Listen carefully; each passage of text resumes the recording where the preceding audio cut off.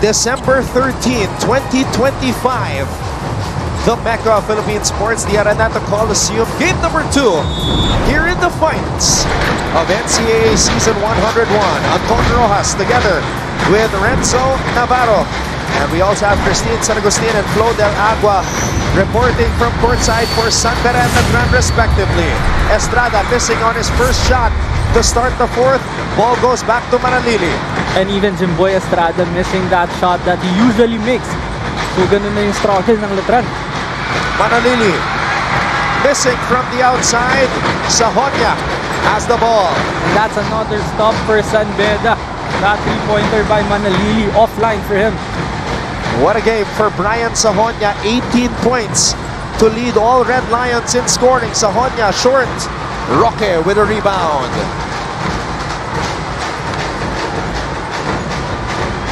Estrada, binalik kay Manalili. They're daring him to take that three. Sahonia sagging on Manalili.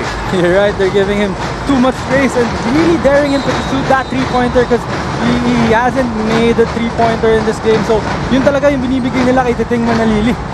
And Manalili for the season is only shooting 14.9% from beyond the arc. He's only hit 7 threes all season long.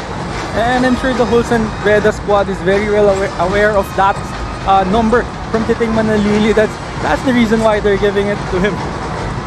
Roque from the corner. Roque with another one. But they should not definitely give this guy enough space to shoot that three-pointer because that's the fourth three-pointer of June Roque. 4 out of 8 from beyond the arc for the pro bound June Roque. Puno found himself free and just unable to put it down. Now the wide open jumper for Jomel Puno pero nag-fade away pa siya. Omega. Tapeño spins. Sergey Etule is in for San Beda. Manalili. Manalili scores! What a strong move for Titing Manalili. That was against Brian Sahonia, who's usually a great defender, but he was able to get that basket to go. Manalili may be feeling some cramps now. He's stomping his left foot. Let's get an update first at courtside from Christine San Agustin. Anton and Renzo, you would be surprised to know that the main thing that Coach Uria reminded the Red Lions today is to do the things that require no talent. As explained by him, talent is everywhere. We know that they are all here because they are talented, but what will set them apart is their effort, their grit, and their determination. And that is something that, according to Coach Uria, not even them can teach. And so this was further emphasized during the huddle by Coach Uria by saying that this game will push them to the core, to its limits. But ang paalala niya, let it push you to the core and to its limits because that will only make this championship sweeter. All for now, back to you guys. That report was brought to you by Skechers Basketball. Comfort that performs. Already an NCAA champion coach, Coach Yuri Escueta, and also a champion assistant coach under Coach Tap Baldwin and Coach John Reyes has all the tools to help lead San Beda back to the promised land.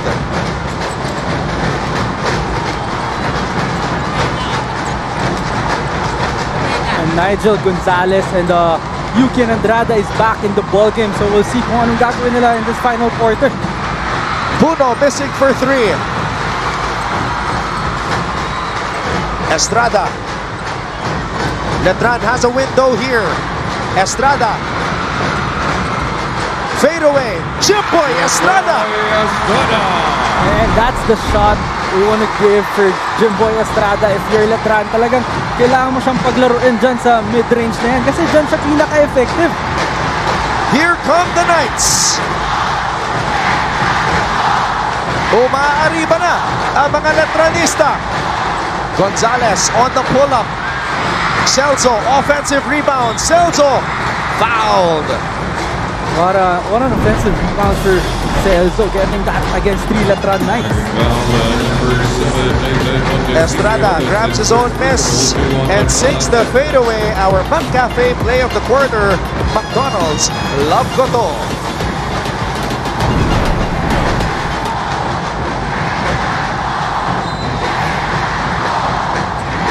Sahonia. Andrada, binigay dito kay Gonzalez.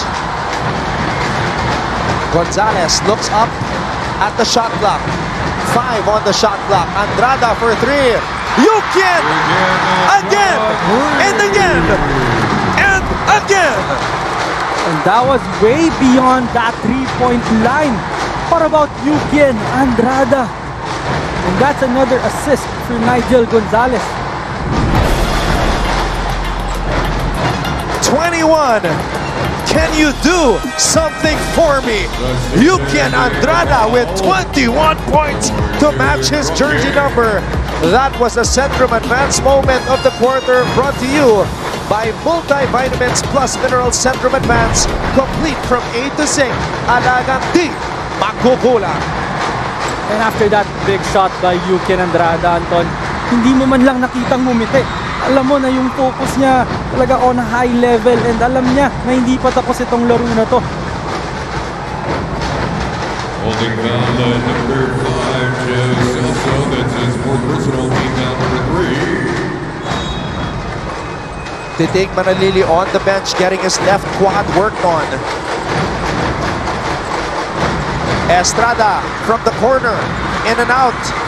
Puno with a board. And that's the 11th rebound of Jomel Puno. He's really the one controlling that board for San Beda. Gonzalez. Gonzalez creating some space. Omega with a rebound. Great defensive stop for Montesillo that time. And that's going to be a foul on Brian Sahonia.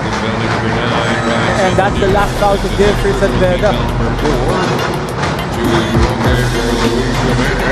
Pero mahirap talaga agawan itong si Jimboy Estrada. It's like he has the ball on a string. And he's very shifty, talking about itong si Estrada, and very deceiving kasi pag tinignan mo siya sa mata talagang malilito ka and pag sinundan mo naman yung bola, again, very shifty kasi itong si Jimboy Estrada can dribble the ball with his left and right hand.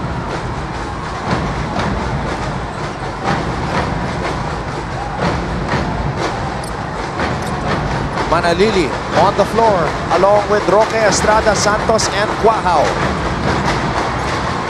Manalili's got shooters around him. Oh no! The Knights turned the ball over. And June Roque was wide open for that short jumper. Hindi nga lang niya napansin, hindi sanay na libre. Itong si June Roque. Gonzalez breaks free. Nigel Gonzalez. It's a 10-point lead for San Beda. Very simple, just a burst of speed for Nigel Gonzalez. And as soon as he gathers that basketball, wala nang makakakuha niyan for Nigel Gonzalez. Kevin Santos scores underneath.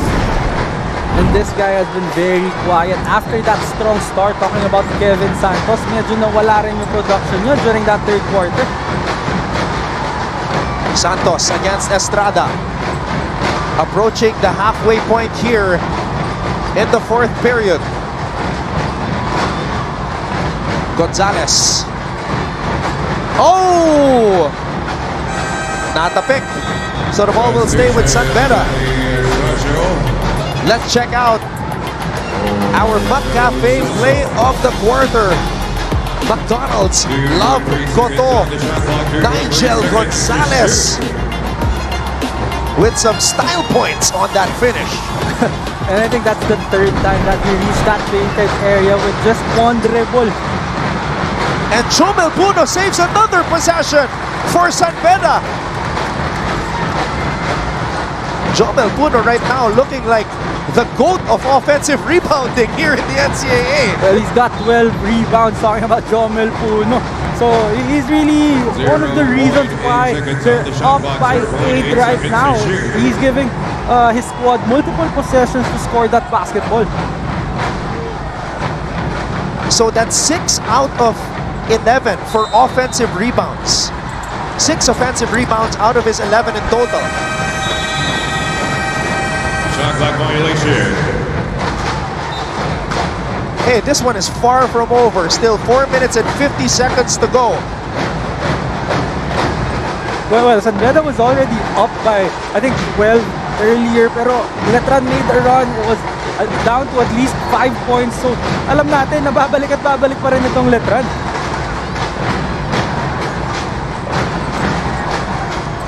Bola na kay Estrada. Crucial possession right here. Quahao shoots over Estacio. Sahonia diving for the loose ball. And that's a foul. And did you see Estacio? He was initially in the landing space of Deo. He decided to step back. A smart move by Estacio. Yes, you have to commend itong si Penny Estacio kasi pwedeng masaktan si Deo Quahao doon, especially with a jump shooter like Deo Quahao who really jumps high for that jump shot. Medyo masasaktan siya doon. And this is not a good sign for the Knights. Titing Manalili heading to the bench. So, maraming nakatutok ngayon. Legends, shout out to the mighty kid, Borgie Hermida. Tuned in right now as we go to Flo del Agua. Salamat, Anton. And speaking of legends, walang bibitaw mga Letranista dahil yung isang legend nga na si Sir Kirby Raimundo patuloy na naniniwala at nakasuporta sa likod ng ating Letran Knights. Actually, just a few minutes ago, Sir Kirby told me he even had to miss a very important live event just to be present here in the finals at parati daw siyang pinasasalamatan ng players dahil grabe yung impact na meron kang back-to-back champion na gumagabay sa'yo. And so, in the final minutes of this match, the Knights are not doing this hustle for themselves anymore. They are doing this for the people who refuse to give up on them. Back to you guys. Ang laking bagay niyan to have a guy like Kirby Raimundo being a motivator and mentor. That somehow got that shot to go. Unbelievable! Wow, Nigel Gonzalez. Oh my God. That's the first oh my God from you all season, Renzo. Let's check out this Yakult instant replay para may tulong proteksyon. Yakult with 8B LCS in every bottle that may reach the intestines alive. LCS helps balance good and bad bacteria to improve digestion and boost immunity. Kaya drink Yakult every day. Panalo ka dyan. The possession was going nowhere already. That was a bailout shot by Nigel Gonzalez, getting that ball to go off that bounce. Bumubuhos ang biyaya para sa mga bedista. Estrada. Oh no. Estacio called for a flop there. There was a slight nudge from Jimboy Estrada, but not enough for the referees to call a foul. But our referee, Abdullah Marzouk Al-Hejaili, the guy who called the flop on John T. Miller, signaling for a flop on Estacio. Gonzalez to Puno. Puno fakes. Puno on a short pull-up. Doesn't drop. Bola na sa Letran. They're still breathing. They're still alive.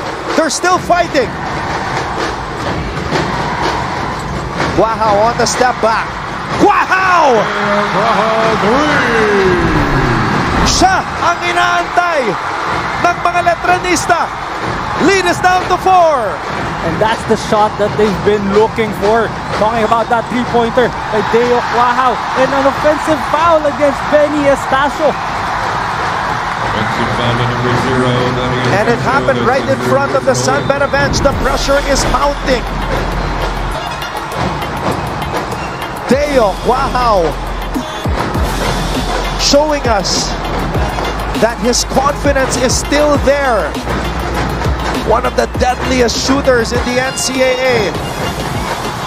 And Estacio called for an offensive foul there. And I'm telling you, Anton, itong si Deo Quahao is really used to these kinds of situations. Kaya kahit anong struggle niyan, makakakuha at makakakuha ng puntos yan.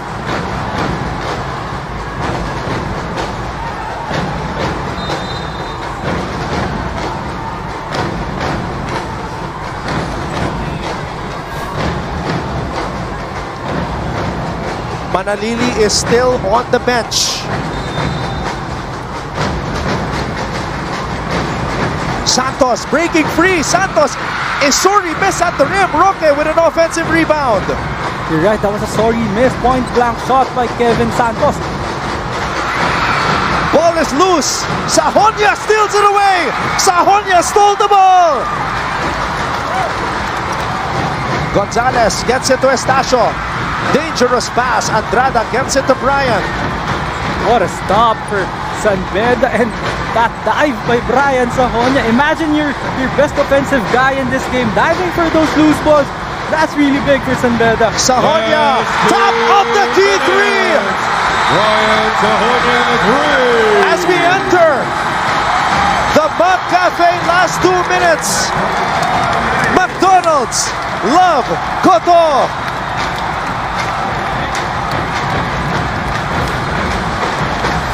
Big baller, Brian Sajonia.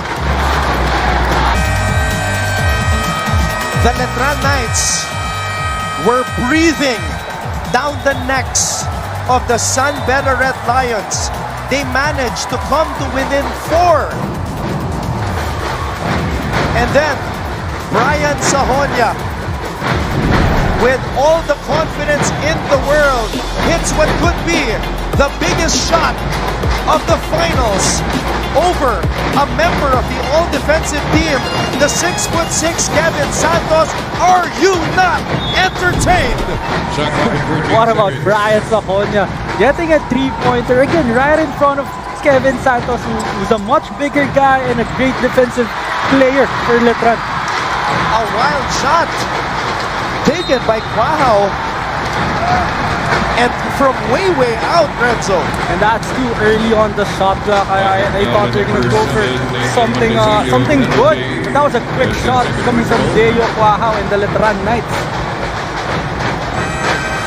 Right now, Brian Sajonia's confidence is on another planet. 21 points for Sajonia, 21 points for Yuki and Andrada. And what about Nigel Gonzalez? Scoreless in the first half, 12 points here in the second half. You're right, you have to commend Nigel Gonzalez for coming out alive even after struggling during the first half. And what about Brian Sajonia? He's just such a big shot maker with the absence of John T. Miller again. No John T. Miller for San Beda in this game, but Brian Sajonia and Yuki and Andrada, those guys were able to carry that scoring load na iniwan ni John T. Miller in this game. Ang pambato ng Lipa City, Batangas, Nigel Gonzalez gives San Beda a 9-point lead with 1 minute and 51 seconds to go. Mananili is back on the floor. Quahao for 3. Puno with another rebound. And that has been the story of the game. Mga early shot on the shot clock for Letran. Tapos yung defensive rebound talaga nasa-secure agad ni Jomel Puno. Kaya nakakuha ng maraming stop yung San Beda. Gonzalez sees daylight. Gonzalez! Nigel Gonzalez. Buhat Barangay! And Brian Sajonia is feeling it. He's talking to the San Beda crowd right now. But what about Nigel Gonzalez just going strong to the hole? That's not an ordinary SUV. Coach Uria said that's a Mustang.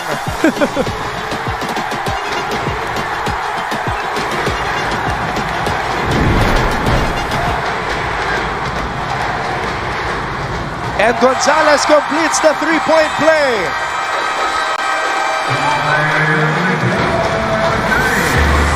Naaamoy na ng mga Bedista ang championship number 24. Timeout, Letran.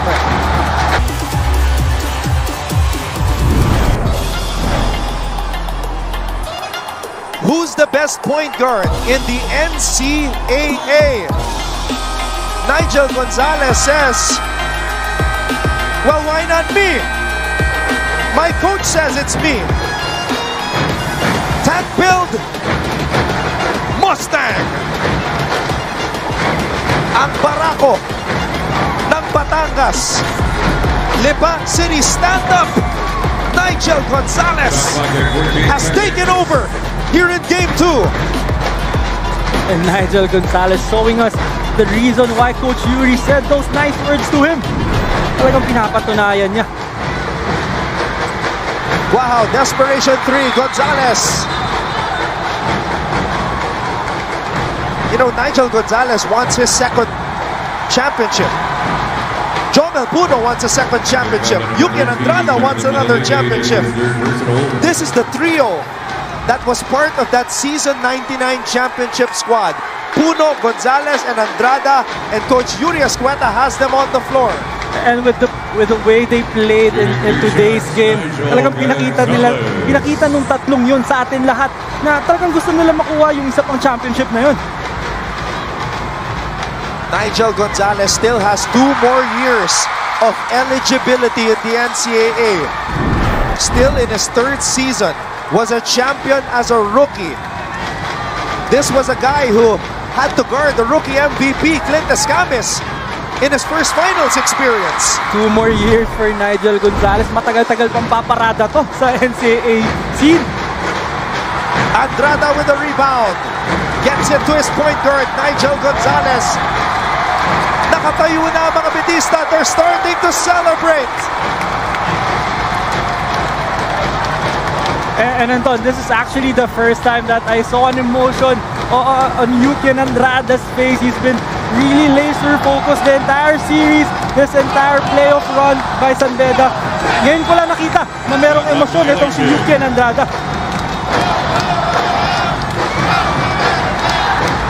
Coach Yuri Escueta, moments away from his second championship as an NCAA head coach. Wow.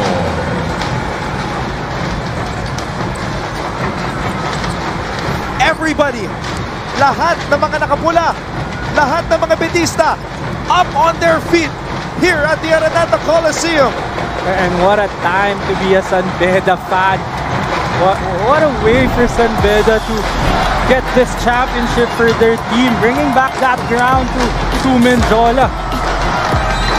Coach Yuri Escueta started his basketball journey as a member of the San Beda Red Cubs with the late great Anto Badolato. Won a championship under Coach Norman Black with Ateneo.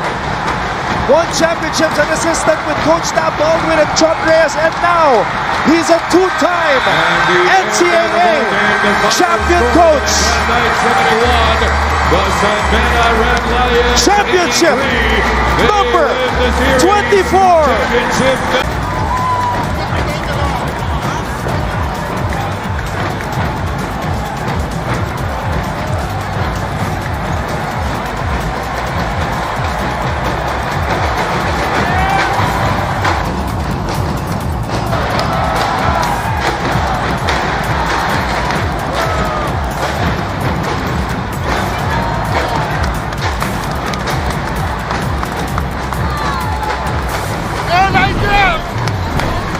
Our Skechers Basketball Best Player Performance of the Game.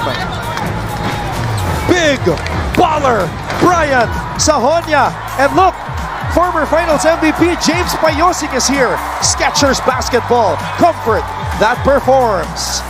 James Payosing, season 99 Finals MVP. And again, like what Coach Yuri said, once a Bedan, always a Bedan. So James Payosing is here right now supporting his former team. And I'm sure he's very happy that San Beda got another championship under their belt.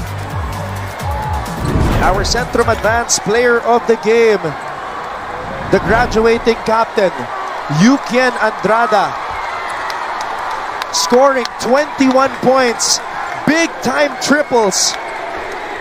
What a game for the now 2-time NCAA champion. Brought to us by Multivitamins Plus Minerals Centrum Advanced, complete from A to Zinc. Alagang di magkukulang.